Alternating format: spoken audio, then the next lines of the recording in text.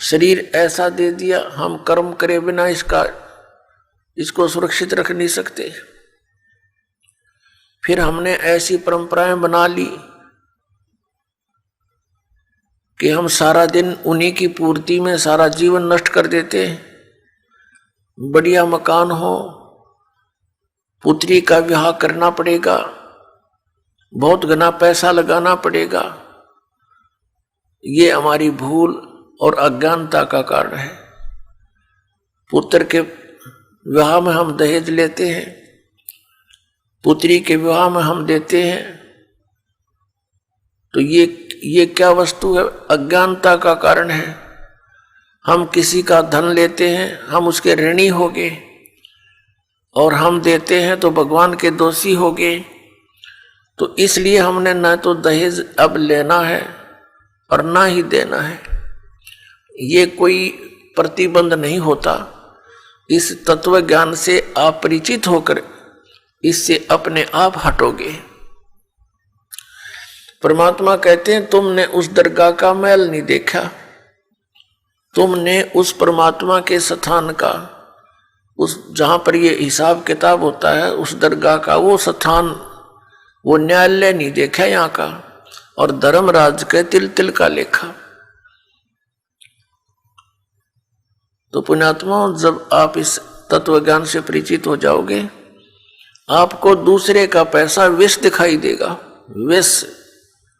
लेकिन अनजान बालक तो विष को भी खा जाते हैं, भले ही मर जाए, क्योंकि उनको पता ही नहीं है कितना खतरनाक है, कितना डेंजरस है।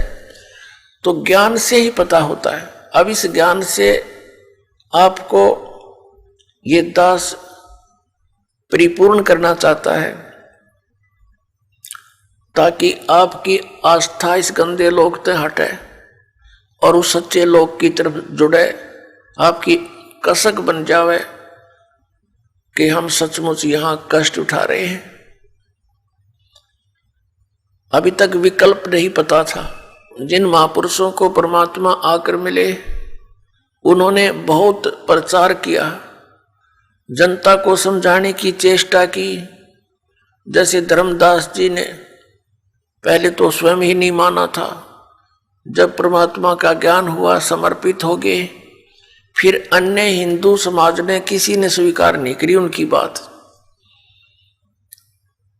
और पहले वो बहुत अच्छे प्रभाव रखते थे, धनी व्यक्ति थे, बहुत से लोग उससे प्रभावित थे। और जब मालिक के समर्पण हुए, इस तत्व ज्ञान को की चर्चा करने लगे, तो सब उल्टे हट गए। ऐसे ही आदरणीय गरीबदास साहिब जी को परमात्मा मिले, सचखंड लेकर गए, फिर वापस छोड़ा।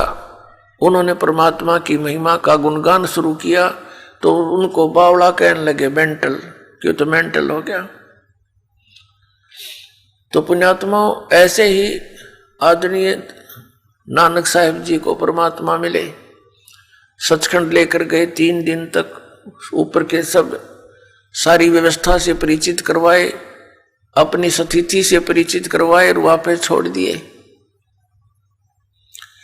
उन्होंने 12 वर्ष तक दूर दूर देश तक बड़े बड़े सिद्धों और महात्माओं के साथ गोष्ठी की, तत्व ज्ञान के बारे में जानकारी देने की चेष्टा की, लेकिन उनके गले वह बात उतरी नहीं।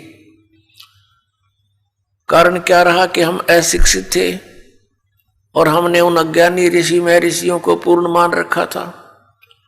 इसलिए हमारे हृदय में उन महापुरुषों की बातें नहीं समाई, जो हमारी सिंपल लैंग्वेज में हमें ये अनमोल ज्ञान देना चाहते थे। परमात्मा ने कृपा बख्शी, अपनी लीला अनुसार, अपनी महिमा अनुसार वो सन 1398 में सचखंड से चलकर आए, गति करके एक शिशु रूप धारण किया। लहर तारा नामक तालाब बनारस यानी काशी शहर के बाहर था। मूल शहर से लगभग 3-4 किलोमीटर की दूरी पर एक बनी में, बाहर जंगल में, वो वन में सरोवर था। गंगा का पानी, गंगा का जल लहरों के द्वारा उछलकर वर्षा के दिनों में जब फुल स्वयं पर चलती थी गंगा,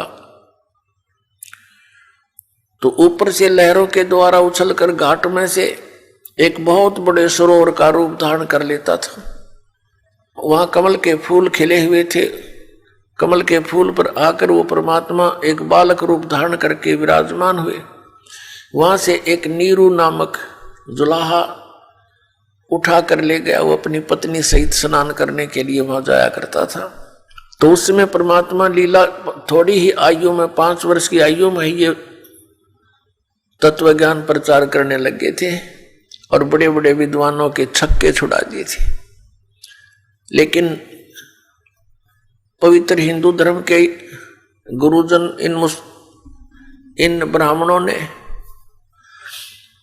परमात्मा के ज्ञान को स्वीकार तो करना दूर रहा, उनका दुष्प्रचार शुरू कर दिया कि ये झूठा है, कपटी है, हमारे हिंदू धर्म के देवताओं के विषय में ये गलत टिप्पणियां करता है, ये निकम्मा है, इसकी शक्ल भी नहीं देखनी चाहिए।